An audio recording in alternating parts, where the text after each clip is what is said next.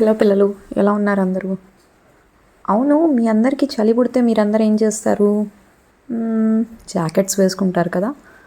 మరి అదే మన జంతువులకి చలి పుడితే మరి స్టోరీలోకి వెళ్ళిపోదామా?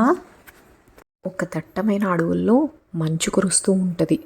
అక్కడ చాలా జంతువులు ఉంటాయి. కానీ ఆ మంచు మూలంగా ఆ జంతువులకి చాలా చలి వేస్తూ ఉంటుంది. అవి ఏం చేయాలో తెలియక ఒక చోట సమావేశమయ్యి ఇలా అనుకుంటాయి, ఈసారి ఇక్కడ చాలా మంచు పడుతుంది. మనకు కూడా మనుషుల్లాగా ఒక మంచి ఇల్లు ఉండుంటే ఎంత బాగుండేది కదా. ఎలుగుబంట వచ్చింది. ఎలుగుబంట అంటుంది, ఏంటి సమావేశం? ఎందుకు ఇక్కడ అందరూ ఒక చోట చేరారు? అప్పుడు జింక అంటుంది, ఇక్కడ చాలా చలిగా ఉంది. నీకే, నువ్వు చక్కగా ఒళ్ళంతా నీకు జుట్టు ఉంటుంది, అందుకే నీకు ఏమీ చలి అనిపించదు. మా పరిస్థితి అలా కాదు. చూడు, మేము మంచులో ఎలా తడిచిపోతున్నాము. ఈ చలి తట్టుకోలేకపోతున్నాము. ఇక్కడికి కోతి ఇంకా చిన్న నక్క కూడా వస్తారు. వచ్చి అవి కూడా జింకకి వత్తాసు పలుకుతారు. పాపం నక్కేమో, అవును జింక, నాకు కూడా చాలా చలిగా ఉంది. అంతలోకి అక్కడ సింహం వస్తుంది. సింహం అంటుంది, దీనికి ఏదో ఒక పరిష్కారం ఆలోచించాలి. చాలా చలిగా ఉంటుంది. పాపం మన చిన్ని పిల్లలు ఏమవుతారు అని అంటుంది. అయితే కోతి ముందుకొచ్చి, సింహరాజా, నా దగ్గర ఒక ఉపాయం ఉంది. దగ్గరలో ఒక ఊరు ఉంది. మనం ఆ ఊరిలోకి వెళ్తే మనకి ఏదో ఒక పరిష్కారం వస్తుంది అనేది నాకు అనిపిస్తుంది. మీరు ఒప్పుకుంటే మనందరం కలిసి ఒకసారి ఆ ఊరి దగ్గరికి వెళ్దాము. అక్కడ అందరూ మనుషులు ఉంటారు. వాళ్ళకి చలి ఉంటుంది కదా, మరి వాళ్ళు ఏం చేస్తారో మనం కూడా చూద్దాము. సింహం సరే అని ఊర్లోకి వెళ్ళటానికి సిద్ధమవుతారు అందరూ. అయితే కోతి అంటది, సింహరాజా, ఇప్పుడు వెళ్ళటం మంచిది కాదు. మనుషులు మనల్ని ఇప్పుడు చూశారనుకోండి, భయపడతారు. మనం రాత్రిపూట వెళ్ళి చూద్దాం అసలు వాళ్ళు చలిలో ఎలా వాళ్ళని వాళ్ళు కాపాడుకుంటున్నారు అనేది. అందరూ రాత్రి అవ్వటానికి వేచి చూస్తూ ఉంటారు. రాత్రి అయిన తర్వాత అందరూ కలిసి ఆ ఊరి వైపుకి బయలుదేరతారు. మధ్యలో కోత అంటది, అందరం ఒకేసారి గుంపుగా వెళ్ళొద్దు. మనమందరం ఒక్కొక్కళ్ళు ఒక్కో వైపుకి వెళ్దాము. చూద్దాం అసలు వాళ్ళు ఏం చేస్తున్నారో అనేది. అందరము అన్ని సమాచారాలు సేకరించి అందరం ఒక చోట కలుద్దాం. సింహం దానికి ఒప్పుకుంటుంది. అందరూ ఒకళ్ళు ఒక్కో దిక్కున వెళ్తారు. సింహం వెళ్ళి ఒక చెట్టు వెనక దాక్కుంటుంది. అక్కడ కొంతమంది మనుషులు అంత చల్లగా ఉన్నా ఎవరి పనులు వాళ్ళు చక్కగా చేసుకుంటూ ఉంటారు. అటు ఇటు తిరుగుతూ ఉంటారు. సింహానికి ఆశ్చర్యం కలుగుతుంది. అసలు వీళ్ళకి చలి పుట్టదా? వీళ్ళు ఏం వేసుకున్నారు? ఈ విషయం కనుక్కోవాలి అని సింహం అక్కడి నుంచి వెళ్ళబోతుంటే సింహం కాలు కర్ర ముక్క మీద పడుతుంది. ఆ శబ్దానికి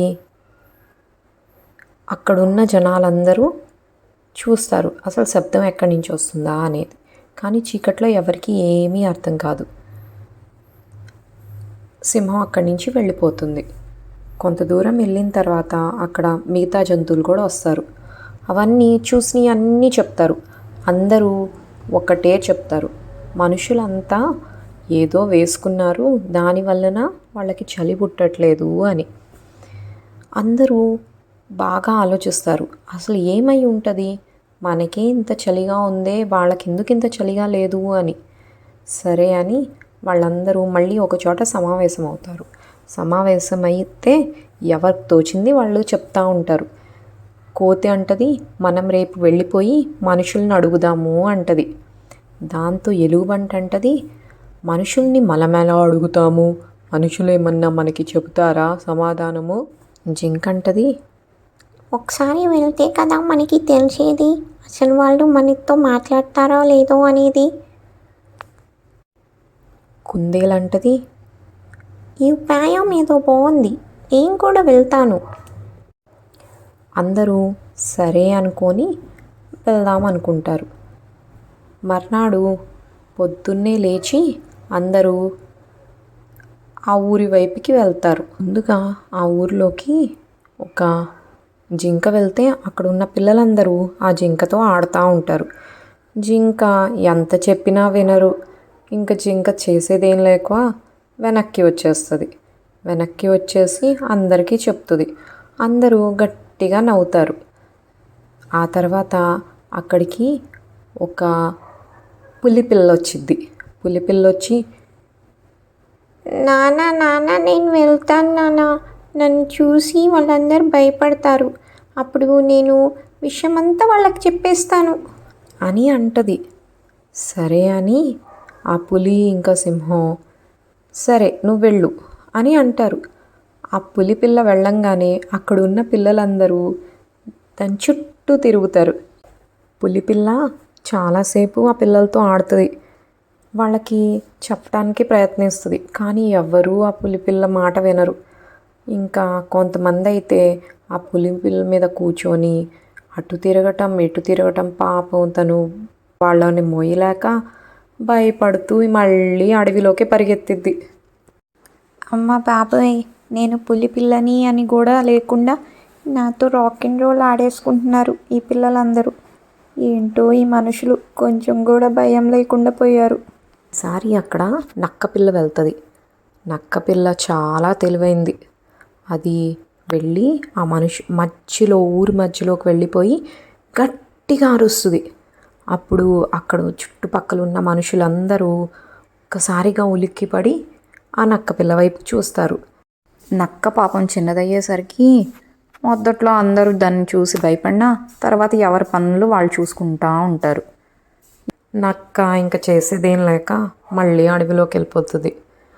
అంతా విన్న సింహం వచ్చి ఇంకా లాభం లేదు, నేను రావాల్సిందే అని సింహం వెళ్తుంది. సింహం ఊర్లోకి వెళ్ళంగానే అక్కడున్న మనుషులందరూ పరిగెడతా ఉంటారు. అటు ఇటు చాలా భయపడతారు. సింహం వెళ్ళిపోయి ఊరి మధ్యలోకి వెళ్ళి గట్టిగా గర్జిస్తుంది. మనుషులు ఇంకా భయపడతారు. అప్పుడు సింహం అంటది, ఆగండి, ఎవ్వరు ఎక్కడికి వెళ్ళొద్దు, ముందు నేను చెప్పేది వినండి. అందరూ ఆశ్చర్యంగా అక్కడే ఆగిపోయి సింహం ఏం చెప్తుందా అని వినటానికి కూర్చుంటారు.